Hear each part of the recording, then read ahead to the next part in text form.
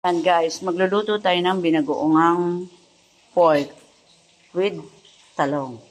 Ang ating sangkap ay binagoongang 1 kilo po yan, pero pinipritos ko pa po yung iba. Ayan, lagyan natin ng talong. Piniritos ko na po yung talong. Masarap kasi yung piniritos. And then, medyo piniritos ko ng kaunti ang baboy natin, ang pork. And then, kamatis, bawang, and sibuyas, and ajinomoto, and bagoong, dahil kailangan po natin yan sa binagoongang baboy, pork. And then sili. Yan guys. Ayan ang ating mga sangkap ng binagoongang pork. Ayan, may kamatis.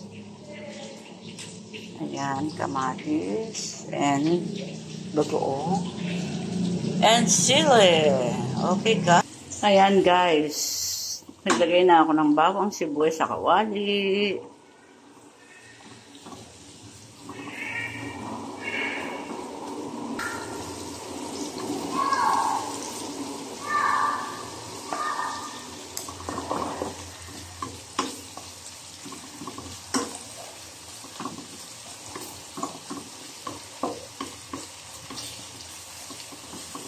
Ayan. Medyo ating papupulahin ng kaunti ang ating bawang sibuyas. Ayan. And then guys, lalagay na natin ang ating kamatis.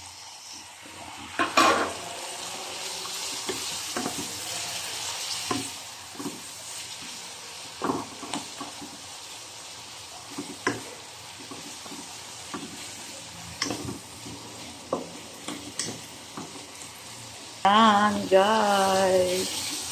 Niluluto ko na Pero guys, hindi ako marunong masyado magluto nito. My own version lang to ng binagoongan pork. Mas masarap kasi maraming kamatis.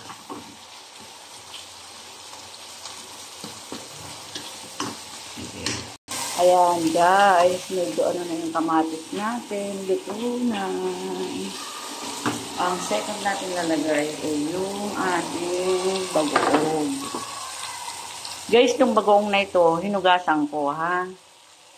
Kasi, hindi po type yung, maalat masyado. Hinugasan ko yan.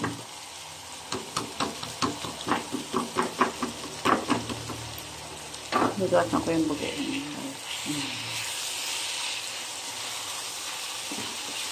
So guys, di ako marunong talaga ng magluto nito. Yung anak kong babae kasi ang nagluluto. Nagluluto ng ulam siya. Mahilig siya magluto. Nag-aayos kasi siya ng kanyang Siya ay pumunta sa school.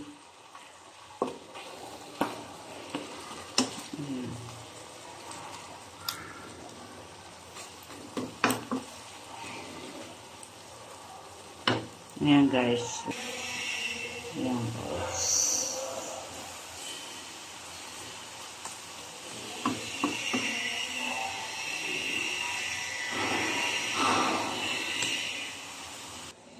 Ayan guys. Meron akong konting suka. Lagyan ko siya ng suka para medyo matanggal ang lansa. Ayan.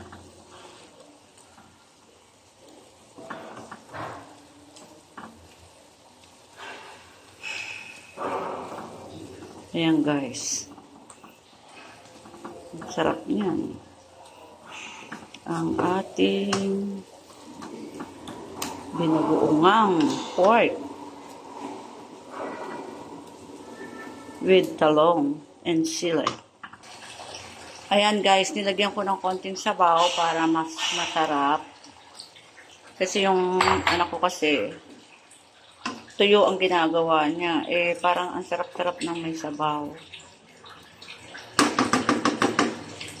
And then, lagay na natin ang ating pork. Ayan.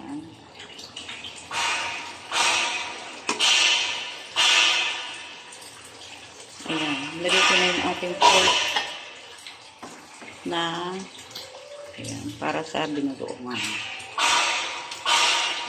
Diba? Ang ingay nung nasa labas. May nagpupukpok ng kawad ng bakal. Ayan. Yan, sarap ng guys. O, diba? My own version of binagoongang pork with talong and chili. Okay. Ayan na siya guys. Ayan, ating binagoongang mukhang masarap. Ay, ingay.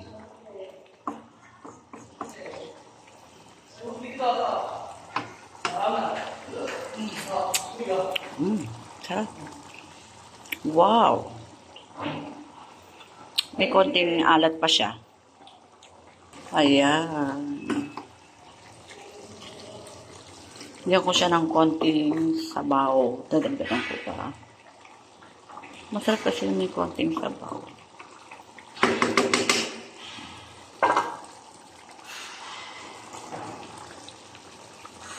Ayan.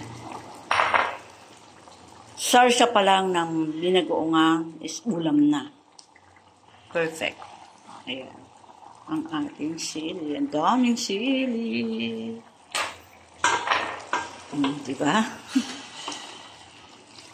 Ang daming sili. Pero guys, kinakain namin yan. Is healthy yan sa ating katawan. Healthy ang sili. Kaya maluluto na yun guys. Guys, kami dito is naglalagay kami ng konting asukal para sa ating kasi yung anak kong isa yung lalaki, bunso, hindi siya kumakain ng may asukal. Pero guys, dapat wala na, kaya lang hindi masarap pagka walang asukal. Medyo manamis-namis. Yan. Ang ating talong. Guys, ayan. Ayan, guys. Nasunog pa yan. Sisigawan ako ng mga amo ko.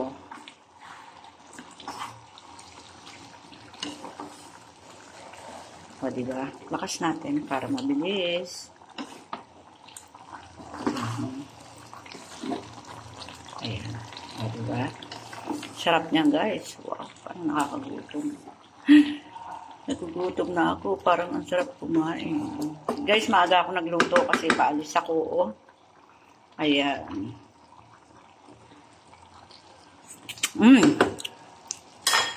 Perfect. Sarap. Guys, maluluto na yan. Medyo maanghang guys. Nako. Sobra. Parang naging Bicol Express siya. Pero masarap. Ayan. Ayan guys, maluluto na ang ating binagoongang pork with talong and sili. Okay guys. Ayan guys, kami naglalagay ng asukal, excuse me. Asukal, ayan. Para medyo masarap.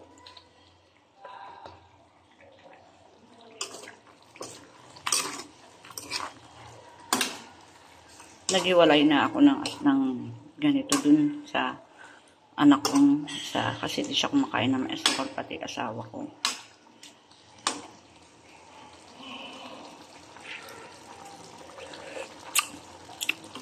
Wow, perfect guys. Sarap.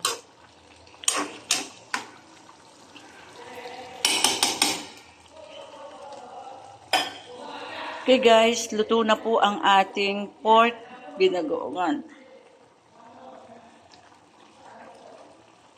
Ayan guys, luto na ang ating pork, binagoongang pork with talong and chili. Guys, thank you so much for watching and like and subscribe my channel. Thank you so much.